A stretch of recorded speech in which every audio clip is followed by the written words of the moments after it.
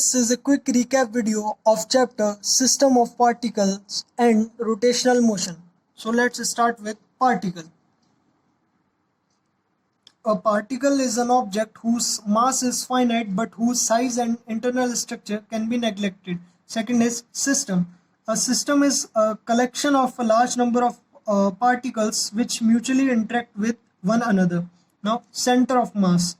It is the point at which entire mass of the system may be supposed to be concentrated. The nature of motion of the system remains unaffected when all the forces acting on the system are applied directly on the center of mass of the system. If R1 and R2 are the position vectors of the two particles of masses m1 and m2, then the position vector of their center of mass is given by RCM will be equals to m1 r1 plus m2 r2 upon m1 plus m2. For a system of n particles, the center of mass is given by RCM will be equals to m1 r1 plus m2 r2 up to mn rn upon m1 plus m2 up to mn, which can be written as summation from I equals to 1 to n mi ri upon capital M. For a continuous mass distribution, the center of mass is given by RCM, which will be equals to 1 by capital M integration r dm, where dm is the mass of small element located at position r. The velocity of the center of mass of a two particle system is given by VCM will be equals to m1 v1 plus m2 v2 upon m1 plus m2. Now, properties of center of mass. First, the location of the center of mass is the weighted average of the locations of the particles of the system. Second, center of mass moves as if the external force acts on the entire mass concentrated at this point. Third, in the absence of any external force, the center of mass moves with a constant velocity. Fourth, for bodies of normal dimensions, center of mass and center of gravity coincides. Now, rigid body. A rigid body is one whose constituent particles retain their relative position even when they move under the action of an external force. Rotational motion of a rigid body. A body is said to possess rotational motion if all its particles move along circle in parallel planes. The center of these circles lie on a fixed line perpendicular to the parallel planes and is called the axis of rotation. Now, equation of rotational motion. For a body moving in a circle, let omega naught be the initial angular velocity and omega the final angular velocity, alpha be the angular acceleration and theta be the angular displacement after time t. Then equations of the rotational motion can be written as, first equation is this, omega will be equals to omega naught plus alpha t. Second equation, theta will be equals to omega naught t plus half alpha t square. And last equation, omega square minus omega naught square will be equals to 2 alpha theta. Torque. The turning effect of a force about the axis of rotation is called moment of force or torque due to the force. So torque will be equals to force into its perpendicular distance from the axis of rotation, or we can say that torque will be equals to force into moment arm. If a force F acts at point whose position vector is r with respect to axis of rotation, then torque will be equals to r cross F. In Cartesian coordinates, Tz will be equals to x Fy minus y Fx, and in polar coordinates, torque will be equals to r F sin theta, where theta is the angle between force vector F and position vector r. The SI unit of torque is Newton meter. Now, principle of moments of rotational equilibrium.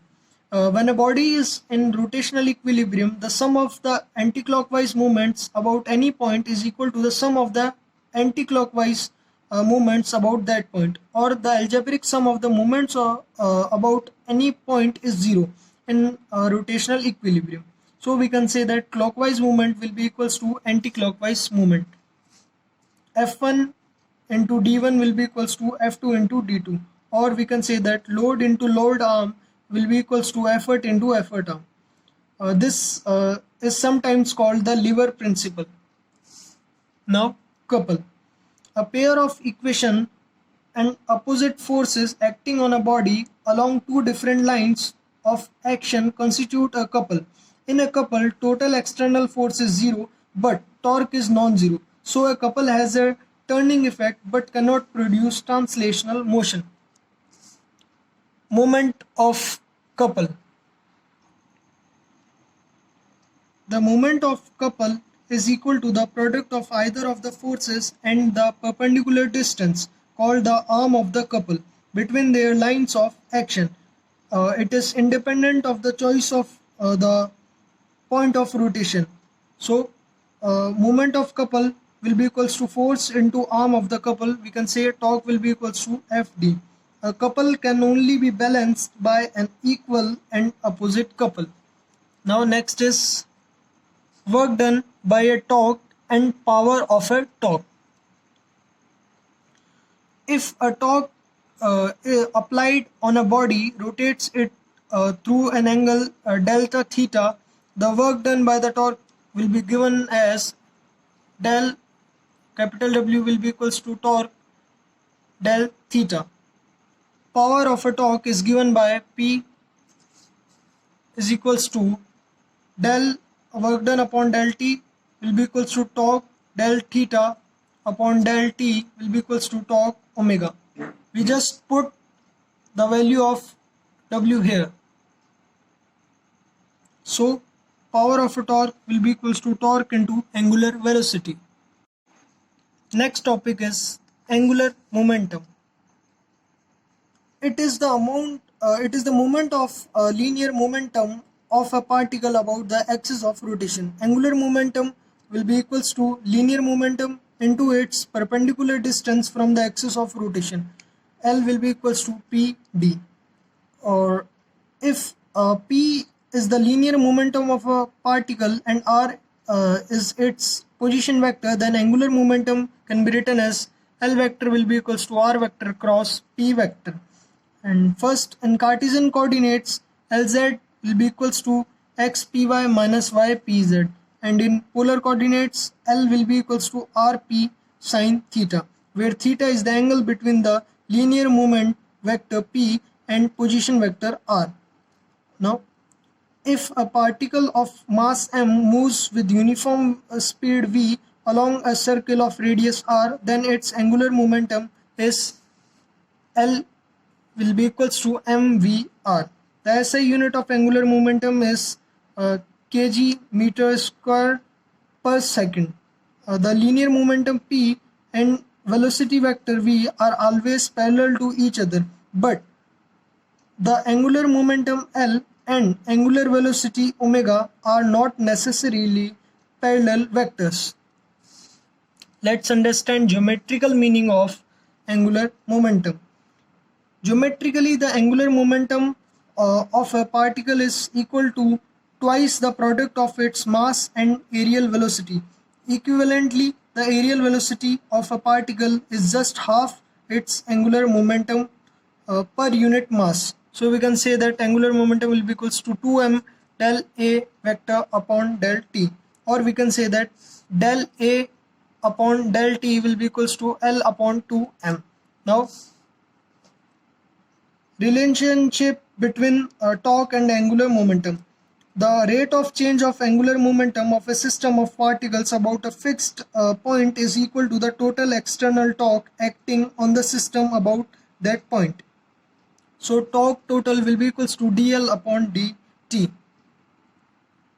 Now, equilibrium of rigid bodies. A rigid body is said to be in equilibrium if both the linear momentum and angular momentum of the rigid body remain constant with time. It must possess the following two equilibria simultaneously. First is translational equilibrium. The resultant of all the external forces acting on the body must be zero. And second is rotational equilibrium. the resultant of all the torque due to all the forces acting on the body about any point must be zero. You can represent this from this equation. Now, moment of inertia. The moment of inertia of a rigid body about an axis of rotation is the sum of the products of masses of the various particles and square of their perpendicular distances from the axis of rotation. Mathematically, I will be equals to m1 r1 square plus m2 r2 square up to mn rn square, or we can say that summation of mi ri square, where I will be equals to from 1 to n. Now, in upcoming you will be going to see two pictures, so you can pause the video and read carefully the data.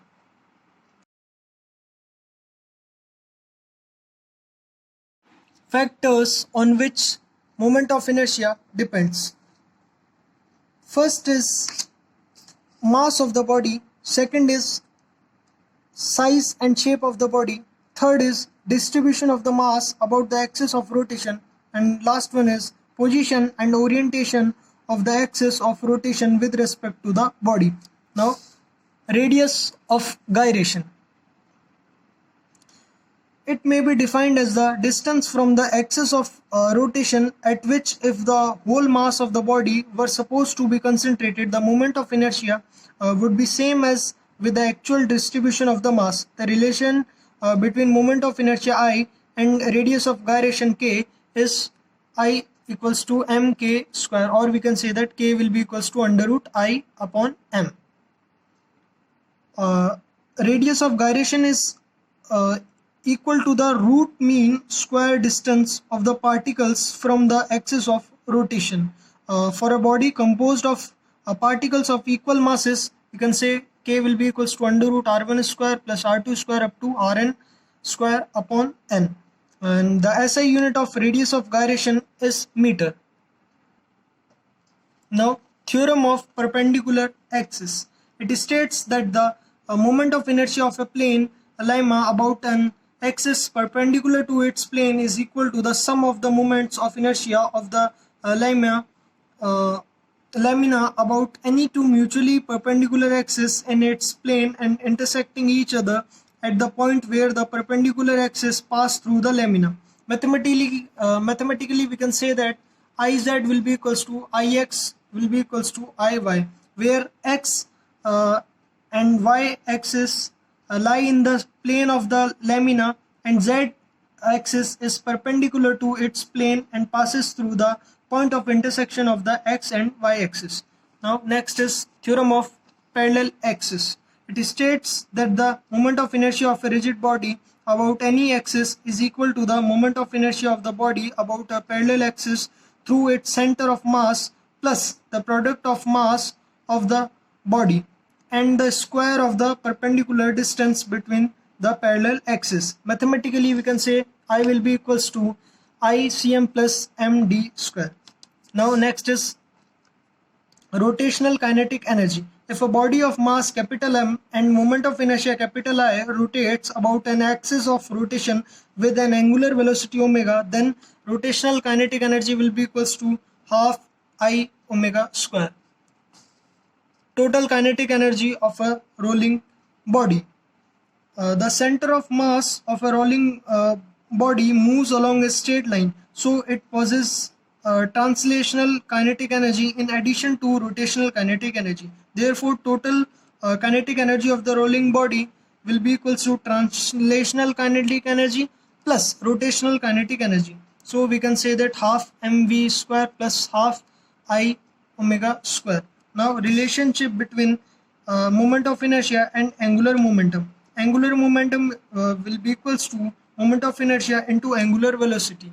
Here you can see that L will be equals to I omega. Now, relationship between moment of inertia and torque. Torque is equals to moment of inertia into angular acceleration. So now next is law of conservation of angular momentum. if it states that if no external torque acts on a system, total angular momentum of the system remains unchanged. In the absence of any external torque, L will be equals to I omega will be equals to a constant, and we can say that I1 omega 1 will be equals to I2 omega 2, or I1 into 2 pi upon T1 will be equals to I2 into 2 pi upon T2.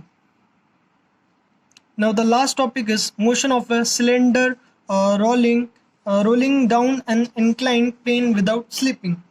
So as shown in the figure, consider a solid cylinder of mass capital M and radius capital R rolling down an inclined plane of inclination theta with slipping. So first, linear acceleration of the cylinder down the inclined plane A will be equals to g sine theta upon 1 plus I upon mr square will be equals to 2 by 3 g sine theta. Second is force of friction between inclined plane and cylinder, F will be equals to 1 by 3 mg sine theta. And last one is condition for rolling of cylinder without slipping is 1 by 3 tan theta will be less than equals to mu s, where mu s is the coefficient of static friction. Thank you.